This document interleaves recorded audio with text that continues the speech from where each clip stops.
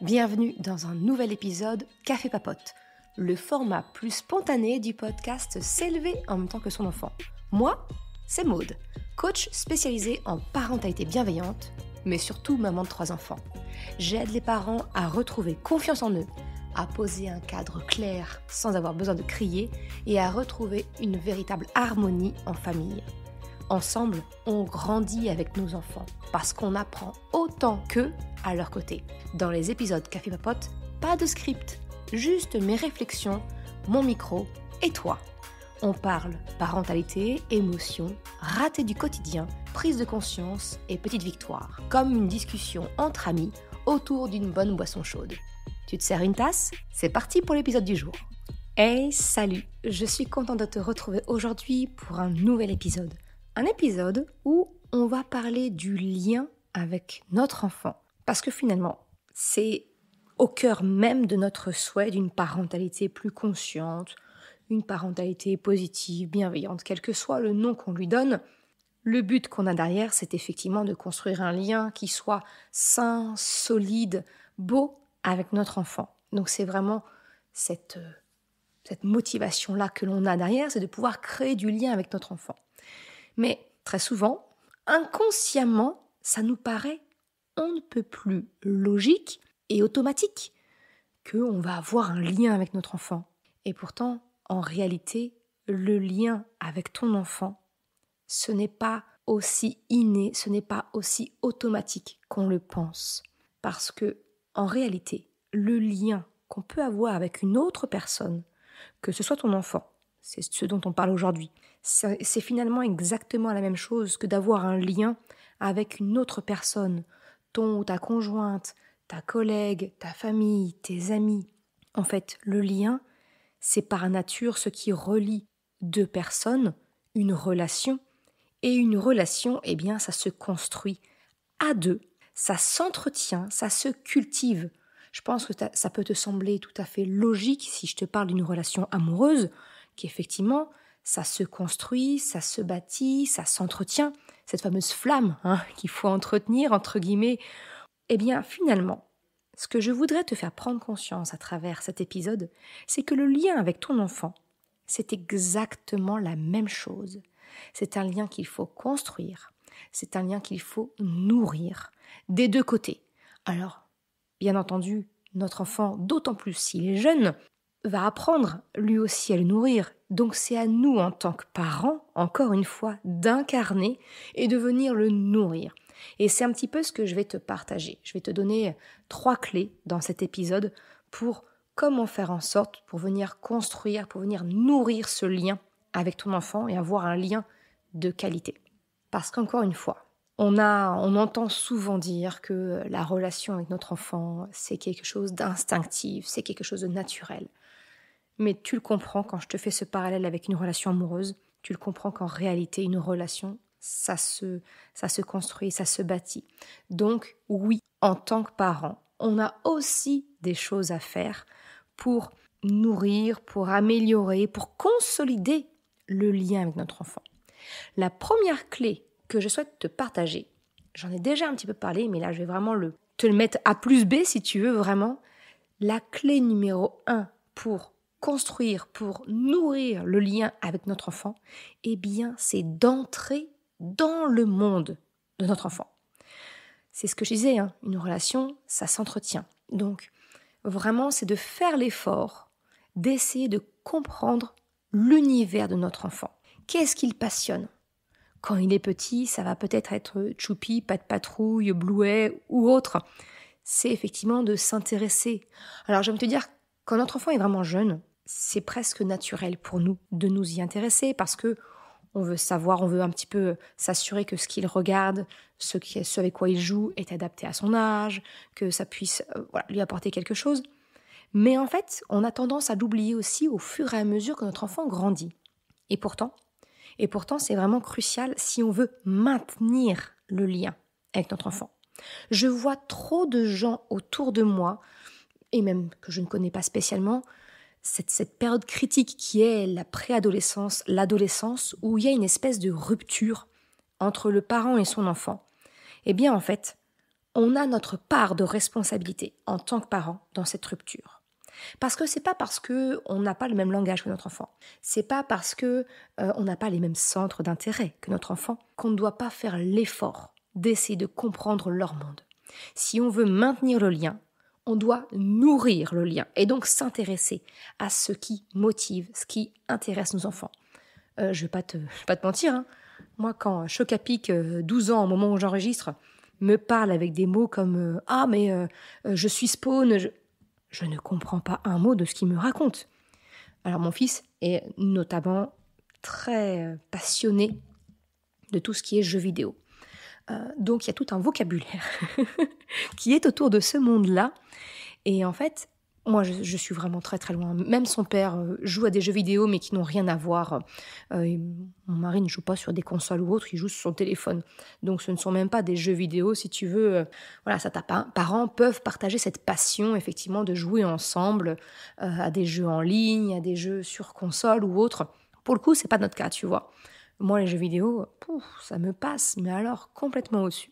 Et pour autant, c'est ce que je fais, ce que je te conseille finalement, tu vois, c'est que je continue d'essayer de rentrer dans le monde de mes enfants, d'essayer de ne pas être larguée. Et pas pour... c'est pas que je veux pas être larguée pour ne pas pouvoir contrôler, c'est que je ne veux pas être larguée pour lui montrer que ce qui l'intéresse, je m'intéresse à lui, donc je m'intéresse à ce qui l'intéresse. Finalement, c'est ça, tu vois. Et c'est ça, cette première clé pour construire, nourrir le lien avec ton enfant, c'est vraiment d'entrer dans son monde, d'essayer de comprendre pourquoi ça t'intéresse tant que ça, finalement. Et ça ne m'empêche pas de dire à mes enfants, et notamment mon fils, écoute, moi, le jeu Brawl Stars, le jeu Fortnite, c'est pas du tout ma came.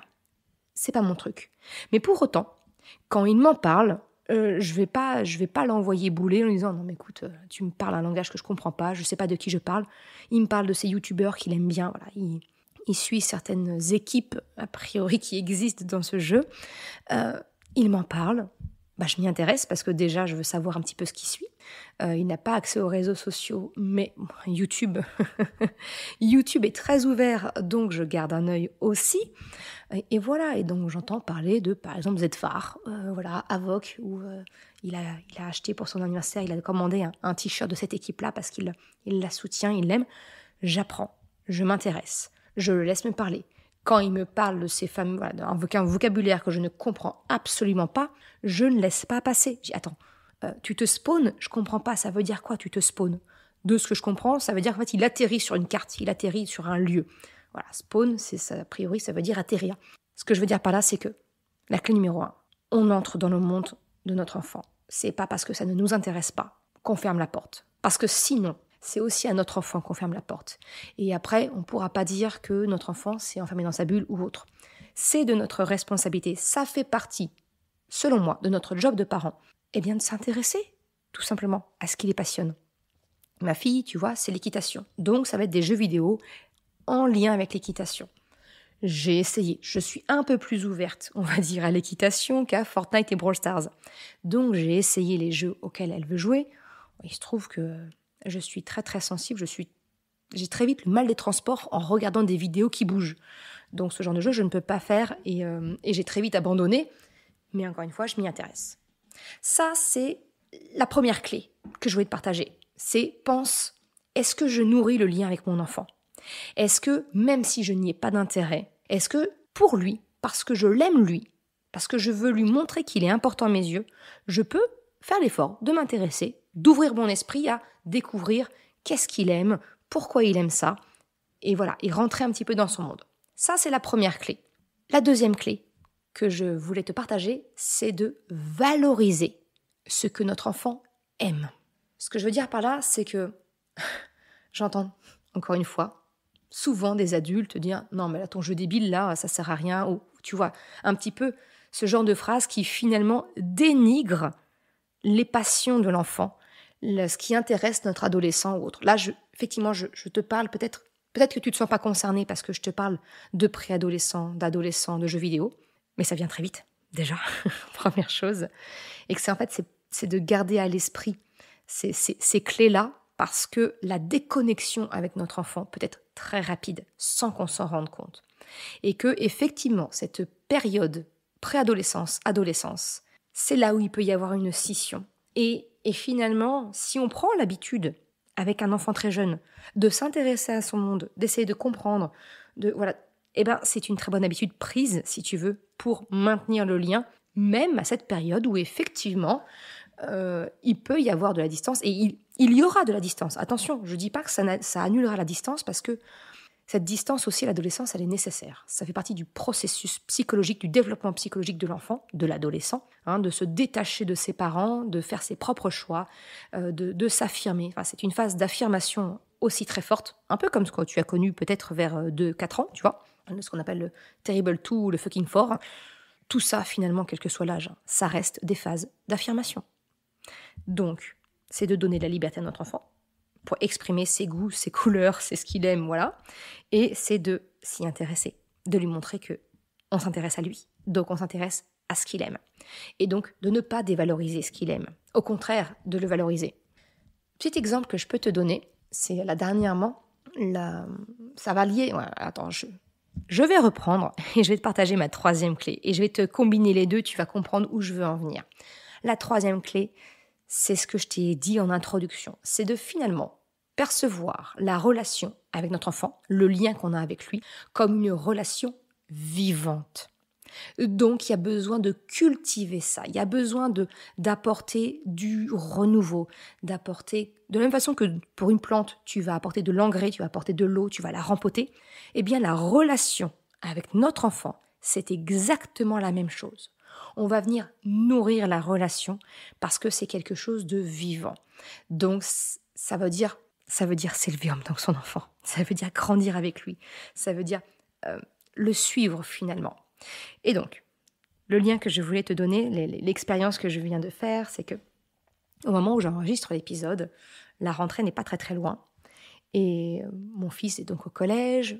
Les profs du collège, il n'en parle pas spécialement. Ou quand il en parle, c'est pas bon signe, si tu veux, tu vois. C'est que ça s'est pas très bien passé.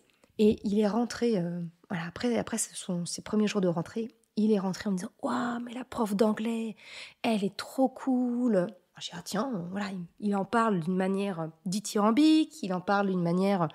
déjà, il en parle tout court, j'ai envie de te dire, pour un ado, c'est déjà énorme, tu vois. Et j'ai écouté à chercher à comprendre qu'est-ce que cette prof avait de plus que les autres, qu'est-ce qu'elle faisait différemment pour que ça l'impacte autant et qu'effectivement, il nous en parle.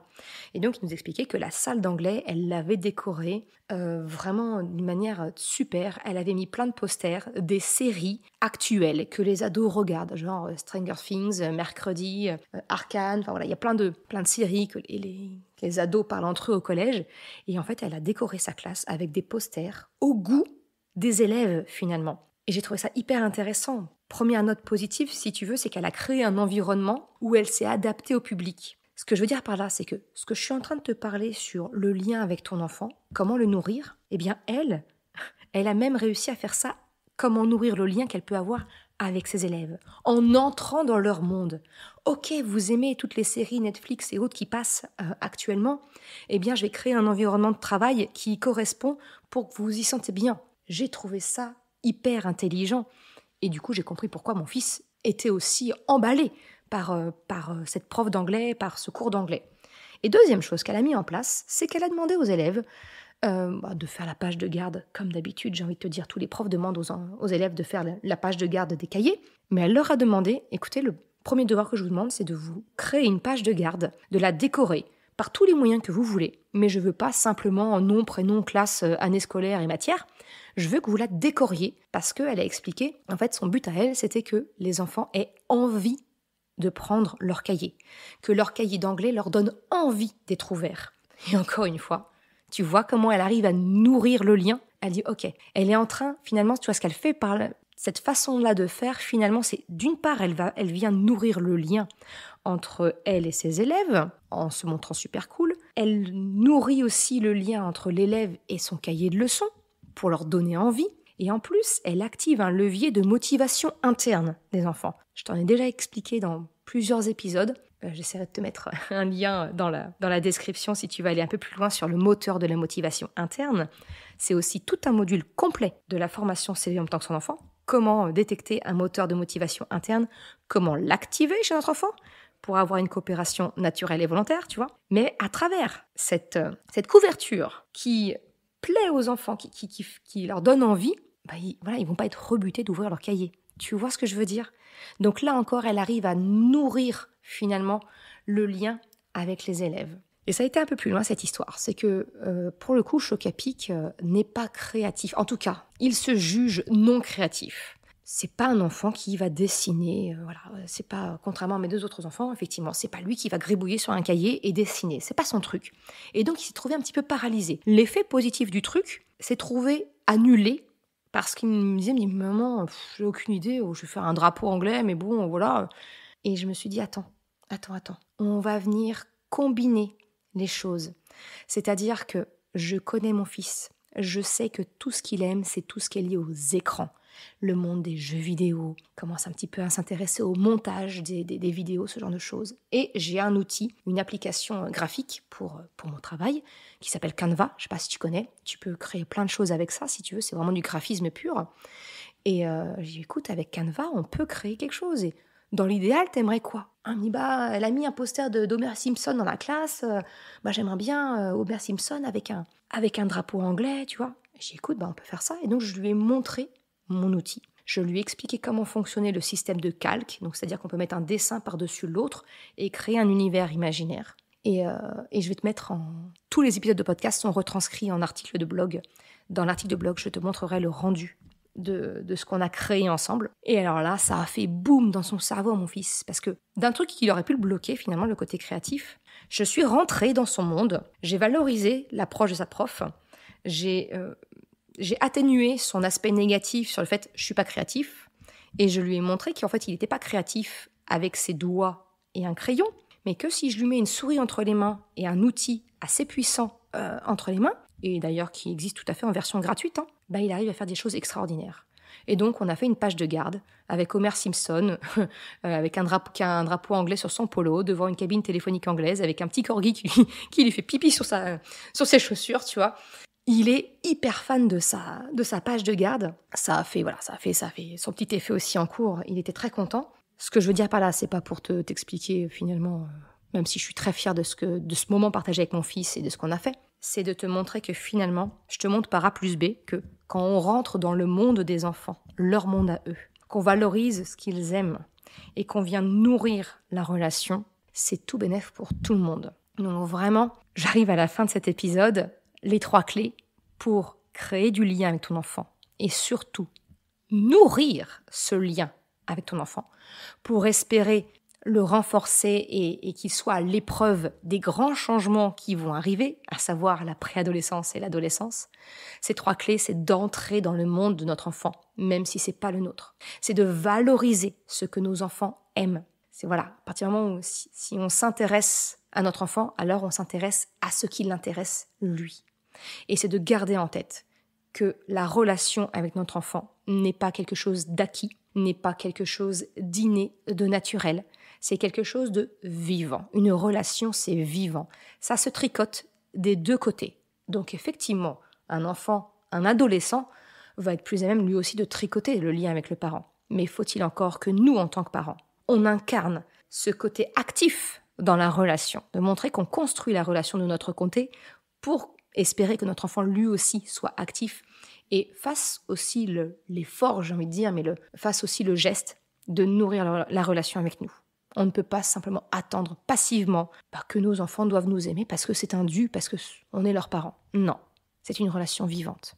Voilà un petit peu ce que je voulais te partager dans cet épisode, te parler un petit peu du lien parent-enfant, qui est en fait une relation qui doit être nourrie en permanence. Je ne sais pas si ça te parle, je ne sais pas si ça t'apporte quelques pistes. En tout cas, c'est l'objectif de cet épisode. Si tu souhaites en discuter, ce sera avec grand plaisir. Tu peux me retrouver sur les réseaux sociaux, notamment sur Instagram, où je suis beaucoup plus active. Je te souhaite une excellente journée, après-midi, soirée, quel que soit le moment où tu écoutes cet épisode. Et je te dis à très bientôt. Ciao! Je te remercie d'avoir écouté cet épisode jusqu'à la fin. Si tu souhaites soutenir le podcast, pour m'encourager à continuer à créer des épisodes, eh bien, tu peux le faire sur le site mercredi.com/soutien en me faisant un don libre. Une autre façon de m'encourager et qui est vraiment très efficace, c'est d'en parler tout simplement autour de toi, de partager le podcast, le site. Et si le cœur t'en dit, c'est également de me laisser un commentaire ou une note sur Apple Podcast, Spotify, quelle que soit la plateforme si elle te le permet. Ça m'aide vraiment à faire connaître le podcast, à diffuser ce message qu'une autre façon de la parentalité est possible. Un grand merci à celles et ceux qui prennent le temps de le faire, mais également ceux qui m'envoient des messages privés. Ça me fait toujours très chaud au cœur.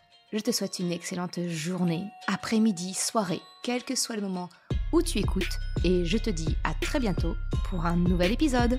Ciao!